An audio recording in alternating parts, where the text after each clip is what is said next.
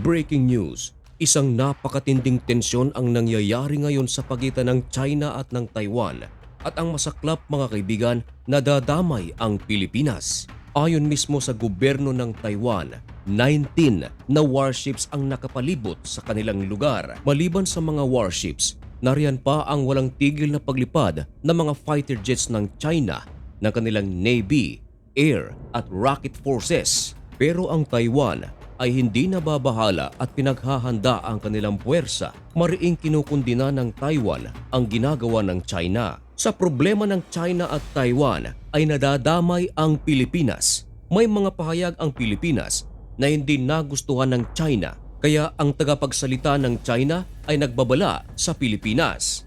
Sabi ng China sa Pilipinas, "Don't play with fire on Taiwan issue.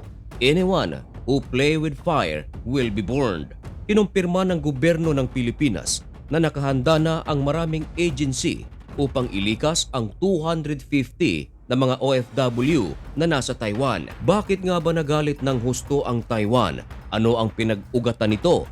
Yan ang ating pag-uusapan sa video ito. Pero bago ang lahat, huwag kalimutang mag-subscribe.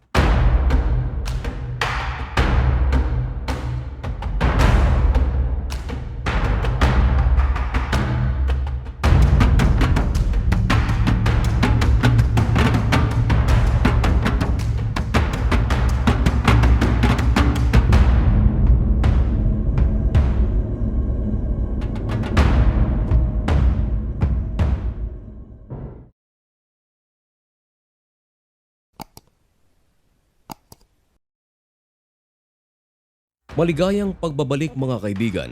Ngayon ay April 4, 2025. Dako muna tayo mga kaibigan sa balita na malapit sa ating bansa. Ito ay sa pagitan ng China at ng Taiwan. Bakit nga ba nagalit ng husto ang China sa Taiwan na humantong pa sa pagpapadala ng napakaraming warships nito palibot sa Taiwan?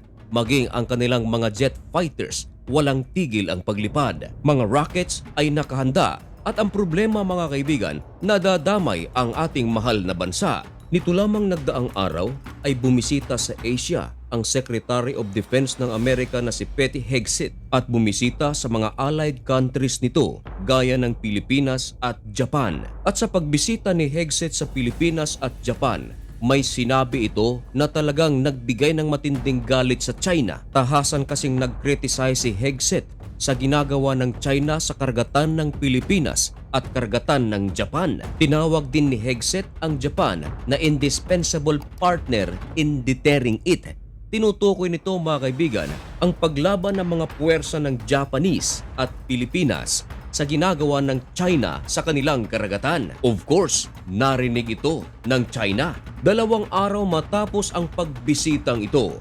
Taiwan kinumpirma na ang China ay nagpadala ng kanilang maraming warships pinalibutan ang Taiwan. Kasama na ring ipinadala ang kanilang mga fighter jets. Ayon sa China, ito ay nagsisilbing warning para sa Taiwan dahil hanggang ngayon mga kaibigan ay inaangkin ng China na ang Taiwan ay pag-aari ng kanilang bansa at walang sino man ang dapat na magmay-ari nito kundi ang China. Ayon sa China, kukunin nila ang Taiwan sa anumang paraan. Kung hindi ito makukuha sa maayos na usapan, ay kukunin nila ang Taiwan sa pamamagitan ng dahas. Pero nagsalita ang Defense Minister ng Taiwan na si Wellington Koo.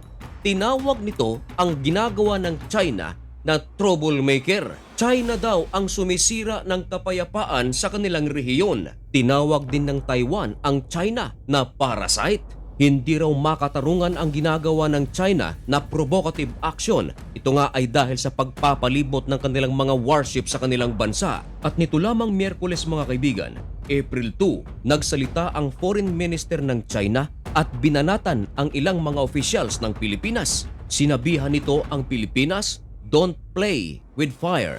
Those who play with fire will burn themselves." Tinutukoy nito mga kaibigan ang pahayag ng Armed Forces of the Philippine Chief na si General Romeo Bronner Jr. sapagkat tasang sinabi nito mga kaibigan na kung anuman ang mangyari sa Taiwan, tinutukoy nito mga kaibigan ang posibleng pag-atake ng China sa Taiwan, sinabi ni Brunner na magiging involved ang Pilipinas. Hindi ito nagustuhan ng China, pero ang mga pahayag ni Brunner ay sinuportahan ito ng Malacanang, lalo na nakasalukuyan meron tayong mga 250 na mga OFWs na nasa Taiwan.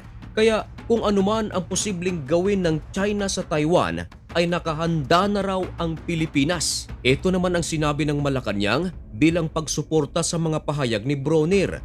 We are always ready should those contingencies happen.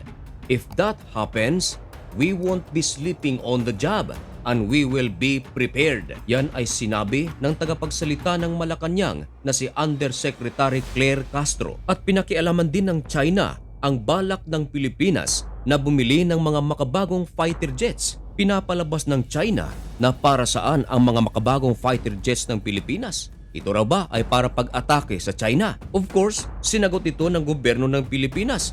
Karapatan ng sino mang bansa ang paigtingin ang kanilang sandatahang lakas. Dagdag pa ng mga officials ng ating bansa, hindi porket bibili tayo ng mga makabagong fighter jets ay aatakihin na agad ang China. Ito ay gagamitin lamang para sa depensa at sa pagpapatrolya at sa pagbabantay ng ating mga teritoryo. At ayon sa Malacanang, hindi raw dapat mabahala ang ating mga kababayang Pilipino sa mga pahayag ni Brunner, sapagkat ang mga pahayag ni Brunner ay isa lamang pagre-remind sa ating mga kasundaluhan at sa ating kababayan. Kinumpirma ng Pilipinas, mga kaibigan, na ang puwersa ng China ay nagpalipad na ng kanilang mga long-range missile dahil sa kanilang isinagawang live fire drills. Ayon sa ulat, ito ay pagpapractice na ng China upang atakihin ang mga port at energy facilities ng Taiwan. Pero sinagot ito ng Taiwan. Ayon sa Taiwan, wala raw sa mga missiles na ito ang sumabog malapit sa kanilang lugar. Ang bagong presidente ng Taiwan ay iginigiit na talagang hindi pag-aari ng China ang Taiwan. Dagdag pa ng presidente ng Taiwan na ang people of Taiwan ang magde-decide para sa kanilang future at hindi ang China. Pero maingat pa rin ang Taiwan sa kung anong aksyon ang kanilang gagawin dahil sa konting pagkakamali lamang ay maaaring sumabog ang isang malaking digmaan, lalo na ang Shandong aircraft carrier ng China ay ipinadala na naman malapit sa Taiwan. Nako, talagang napakainit na ng tensyon na ito. Sa lahat ng ating mga kababayan na nasa Taiwan, kumusta kayo riyan? Baka naman may nanonood ng bidyong ito. Mag-ingat po kayo. At sa lahat ng ating mga kababayan sa Pilipinas, Luzon, Visayas at Mindanao, naniniwala po ako na talagang napakalaki ng power ng pananalangin. Ipagdasal po natin ang ating bansa. Naway balutin tayo ng kapayapaan. At hanggang dito na lamang muna ang videong ito. Sa lahat naman ng ating mga kababayan sa Israel, kumusta kayong lahat sa iba't ibang panig ng mundo? May God bless you and thank you so much for watching. Goodbye!